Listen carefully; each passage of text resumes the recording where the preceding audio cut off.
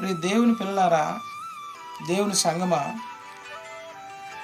చాలామంది ఈ లోకంలో ఉన్నవారు ఏం జరుగుతుందంటే ఒక్క విషయం పట్టుకొని దాన్ని బాగా ట్రోల్ చేస్తున్నారు. అదేంటంటే ఇది కూడా కొంతమందికి మన దేవుని బిడ్డలకు కూడా కొంచెం అర్థం కావట్లేదు. ఇది మాట ఏంటంటే మార్కు సువార్త 16వ అధ్యాయం 16వ వచనం, నమ్మి బాప్తిసం పొందినవాడు రక్షింపబడను, నమ్మని వానికి శిక్ష విధింపబడను అనే మాట దాన్ని వేరే అర్థం తీసుకుంటున్నారు. నమ్మి బాప్తిసం పొందినవాడు రక్షింపబడును అంటే వాడు నమ్మి బాప్తిసం పొందినాడు, వాడికి పాపం జోలికి పోరుడు, వాడు దేవుని బిడ్డ ఉన్నాడు కాబట్టి, వాడు దేవుని బీజం వాడు నిలిచి ఉన్నది కాబట్టి వాడు పాపం జోలి వెళ్ళడు, కాబట్టి వాడు రక్షింపబడతాడు. నమ్మని వానికి శిక్ష విధింపబడిన అంటే నమ్మని వాడు అనేకమైన పాపాలు చేస్తాడు కాబట్టి వాడు శిక్షలో ఉంటాడు కాబట్టి తప్పదని బైబిల్ చెప్తుంది.